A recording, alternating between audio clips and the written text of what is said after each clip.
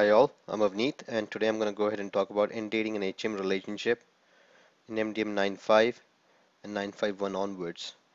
Do remember from 9.5 we have a concept of versioning or timelines which is enabled by default on all HM relationship objects. What we're going to talk about is how should we effectively end date a relationship considering a scenario where you got multiple sources contributing or having multiple timelines for the same relationship object. I'm going to go move into a demo where I'll show you how my existing relationship looks like today and how should we effectively end date this. So if you check my base object, I got a single relationship record which has 3 cross references to it, 2 from SFA, 1 from legacy, each from a different timeline. So we got multiple sources, different timelines. Now let's say I have to end date this relationship on 15th of Feb. How should I go about doing this? Should I use one of the source system to end date this relationship, or should I use any other methodology to end date a relationship? So we're going to answer that in a short while. So as a demo, I'm going to use SFA to send an end date for this relationship on the 15th of Feb. Before I do so, I'll check the relationship, how it looks like on 15th Feb. It is still active. If I do today,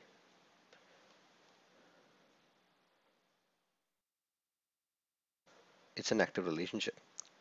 So I'm going to go ahead and send a request to end date this relationship on 15th Feb. I'm going to make a small modification to this program.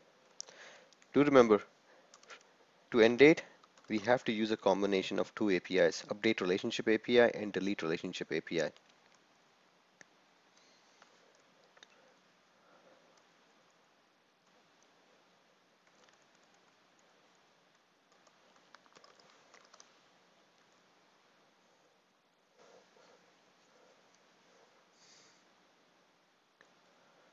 Okay, so 15th using SFA. I'm going to go ahead and execute this.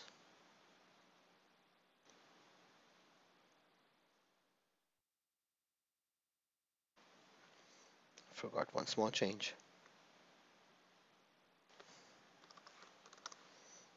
I'm going to talk about this property later on.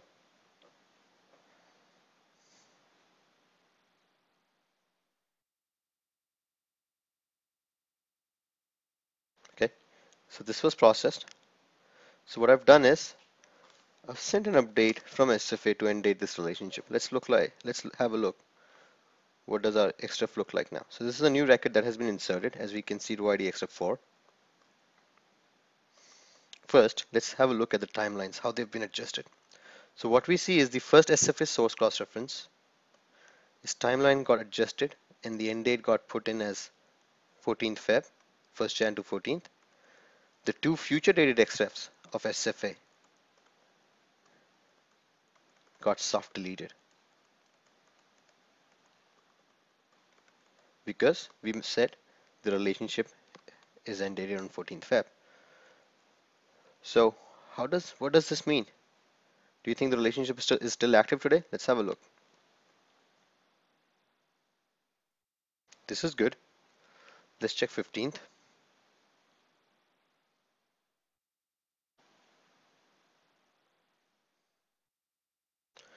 15th of Feb. That's the end date we send in the program. Remember, sys date. The date you send -1 is put as the end date. It's not active. That's good.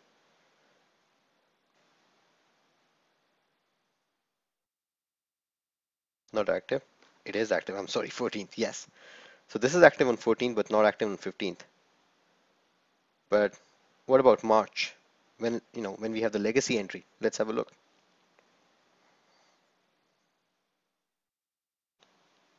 On 20th March, the relationship is still active. So it is active from 1st to 15th. It's inactive from 15th to 1st of March. And it's active again from 1st till 31st May based on these dates. So in other words, this is not the right way to end data relationship. In 9.5 and 9.5.1 onwards, there is a concept of SMOS, State Management Override System, introduced, which you have to configure for a source system. Remember, you can only configure it for a single source system. So if configured it for admin, it's necessary that you use this for a source system which is used by IDD. If you don't have IDD configuration, then you can configure any one source system to be an SMOS system. In my instance, I'm using IDD, so I'm going to use admin. Otherwise, IDD will throw errors because you can't perform operations of end dating a relationship or things like these. So right now, relationship is still active on 20th March. All right, let's go ahead and do that. Let me just think. I think I'll use the API itself to end date the relationship. So what I'll do is I'll make a small modification. I'll change the date from 15 because 15 the relationship is not active, right? There's no cross-reference which is saying 15. So let's say now I'll say the end date is 12 Feb. Okay, I'm gonna go in here. Since I'm gonna use the SMOS source system, I'm gonna modify the admin system name here in the update call, and the delete relationship call. I'm gonna set this property as true, which tells that you have to end date the relationship as an SMOS system. This is a flag which tells the delete call that you have to do an SMOS update. That means end date the relationship. So I'll execute this request now.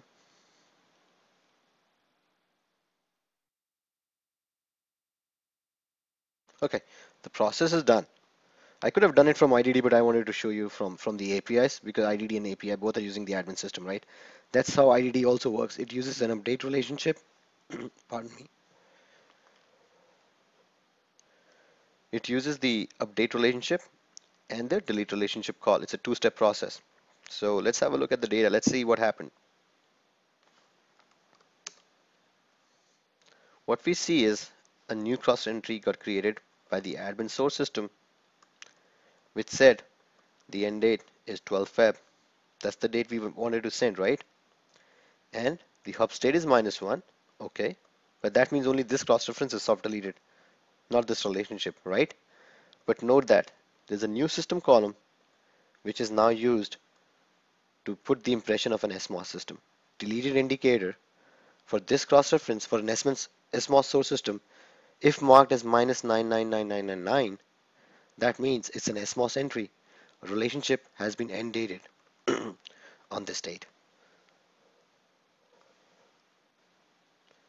So let's go into IDD.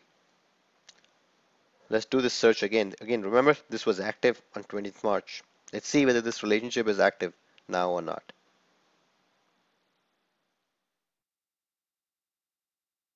And as we see, the relationship has not active on 20th March. The only time the relationship is active is on between 1st Jan to 14th Feb.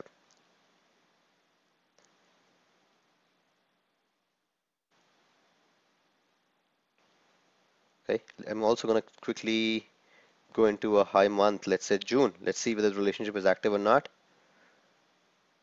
The relationship will not be active on 20th June. Why? Because we put an end date using the SMOS system, which is a source system which is used by IDD. If you don't use IDD, you can mark only any one system, a generic system, as an SMOS system, which can be used to effectively end date relationships, irrespective of it having multiple sources or multiple timelines. So that was the demo. Again, you can read about these APIs from the SIF SDK, and I would love to hear back your feedback. You can either contact us at supportvideos@informatica.com, or you can go ahead and tweet about on the Twitter. Thank you all. Have a great day.